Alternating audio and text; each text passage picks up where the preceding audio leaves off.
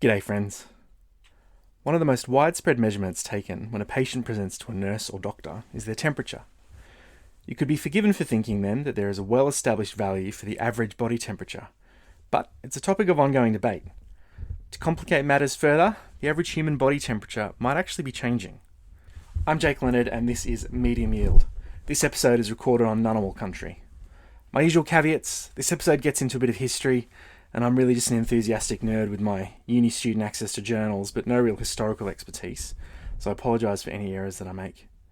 I'm also not your doctor, and this podcast does not contain any medical advice. If you have any medical concerns, seek proper medical attention. With those caveats out of the way, you best believe we're going right back to the invention of the first tool to measure temperature.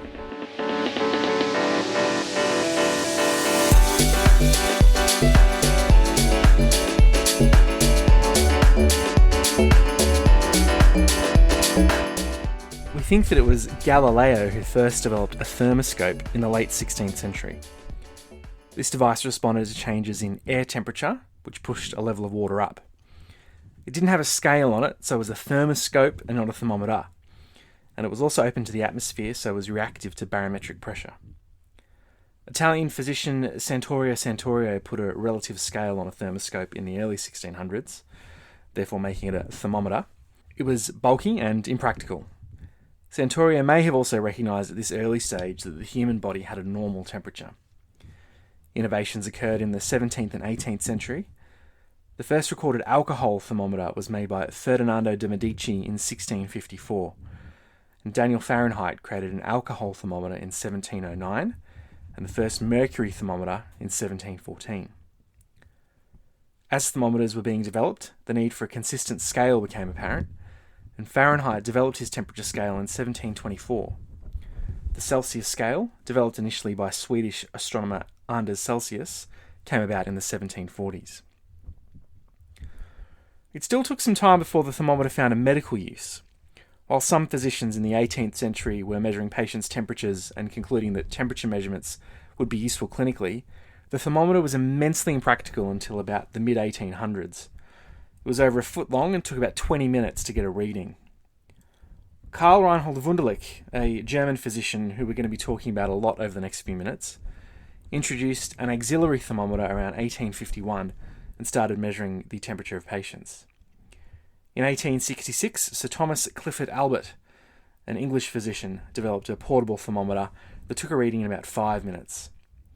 So now finally, nearly 300 years after Galileo's thermoscope, the groundwork was laid to determine what the normal body temperature was.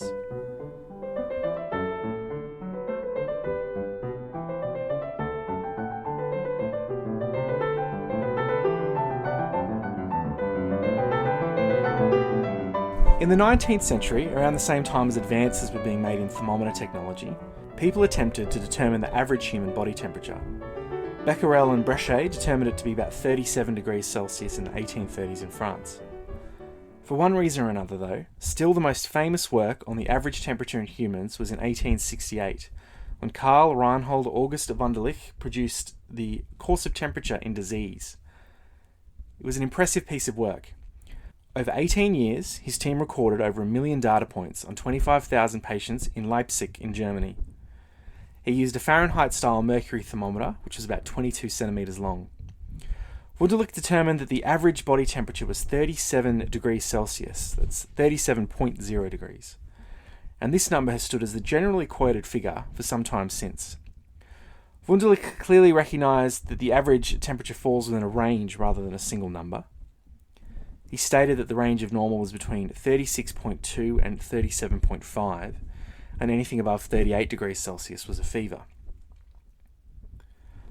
Wunderlich also discussed a diurnal variation in temperature of up to half a degree Celsius, with the lowest temperature being in the morning and the highest in the afternoon. He stated that women have a slightly higher temperature than men, and that older people are up to half a degree cooler than younger people.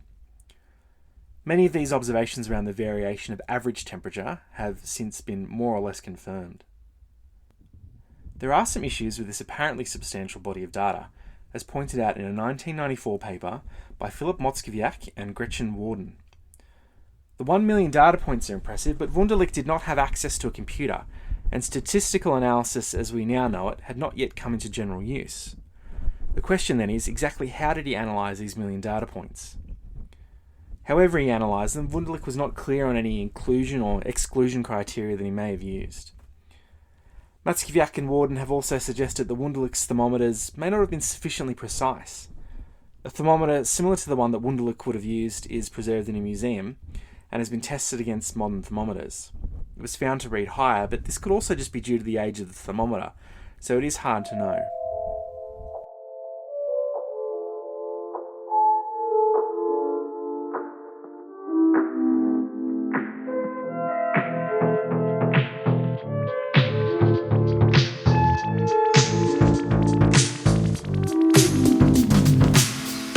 Many studies have been done since, though few of them had as many observations as Wunderlich's.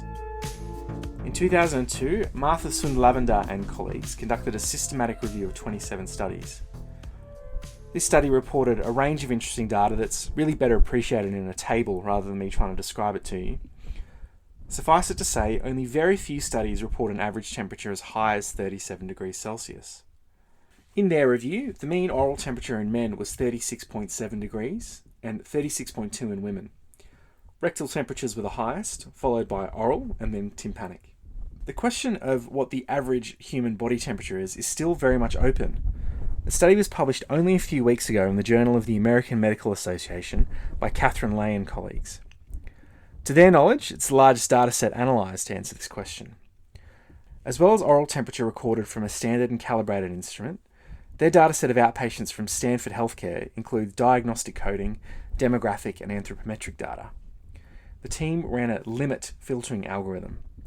This algorithm iteratively searches for outlying data, then looks to see if any diagnostic codes are significantly associated with high or low temperatures in the dataset, and then removes any patient with that diagnosis from the dataset. This process culled some 35% of the data, and then what remained was analysed. After all this filtering, the average oral temperature was 36.64 degrees, with a standard deviation of 0.35 degrees Celsius.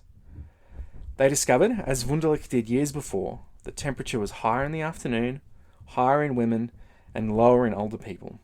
The upper limit of normal temperature was 36.8 degrees Celsius in tall, underweight men aged 80 in the morning, so all the factors contributing to a low temperature. In a short woman with obesity, 20 years old at 2 in the afternoon, or all the factors contributing to a high temperature, the upper limit of normal was 37.88 degrees. To summarise where we're at so far, Wunderlich declared in 1868 that the average body temperature from auxiliary measurements was 37 degrees Celsius. Very recent studies from a large dataset put the average from oral readings as closer to 36.6 degrees Celsius. Can we put this difference in temperature down to equipment and differences in methodology?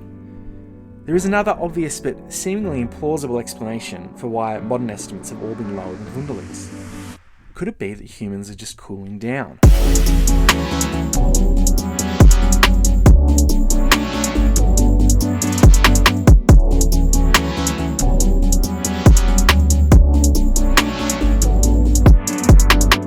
A paper in 2020 by Miroslava Protsiv and colleagues from the School of Medicine at Stanford University proposes exactly this. They propose that men born today have a body temperature 0.59 degrees lower than men born in the early 19th century, and that the average temperature has decreased at a rate of 0.03 degrees Celsius per decade for men and women since Wunderlich's famous experiments in 1868. It seems like a bold claim, but they make it on the basis of 670,000 observations from 190,000 patients drawn from 3 datasets. One of these datasets is the Union Army Veterans of the Civil War cohort, which covers the period between 1862 and 1930. This dataset was initiated in the 1970s by Nobel laureate Robert Fogel, drawing from an array of historical medical records. Protsiv and colleagues also used 2 more modern datasets covering the periods between 1971 and 1975 and 2007 and 2017. So why has the average body temperature gone down? A possible explanation is simply differences in how the temperature was measured. To account for this, Protsiv and a colleague separated out cohorts in the Union Army dataset by birth decade, assuming that the age of the patient would not have influenced the measurement device used. After doing this, they saw a similar trend of decreasing body temperature. So people born in the 1820s had a higher body temperature when they were, say, 50 years old than people born in the 1840s. The trend also persisted in the more modern datasets. Another possible explanation might be the anatomic side of measurement, presumed to be auxiliary for a proportion of the Union Army cohort. But auxiliary temperature is typically lower than oral temperature, so if this were true, then you might expect to see the reverse trend. So what would explain the decrease in average body temperature? Protsev and colleagues propose that a decrease in the population level of inflammation is the most likely explanation. 150 years ago, the population was simply more likely to have an underlying infection from lower standards of living and sanitation. Throw in a lack of antibiotics and the higher incidence of disease like malaria, tuberculosis and dental infections, and you can see why the population inflammation burden may have been higher. A paper from August this year by John Speakman and colleagues used data from doubly labelled water trials, which is where hydrogen and oxygen in water is replaced with rare but safe isotopes and enables researchers to measure metabolic rate.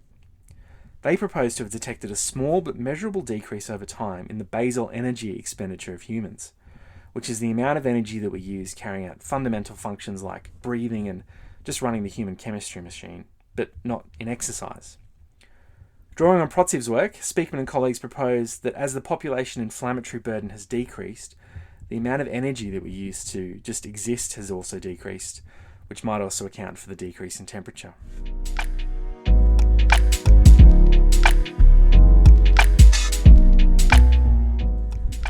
Thanks for sticking with me this far. The answer to what is the average body temperature is certainly not 37 degrees Celsius, and is probably better answered by saying it depends. On average, it's probably somewhere around 36.6 degrees with an oral thermometer, but varies based on the anatomic site the measurement is taken from, as well as the time of day, gender, age, and body composition. If defining a normal body temperature is difficult, you best believe that defining a fever is just as challenging. Probably a topic left for a future part 2 of this episode. Thanks very much for listening. See you next time.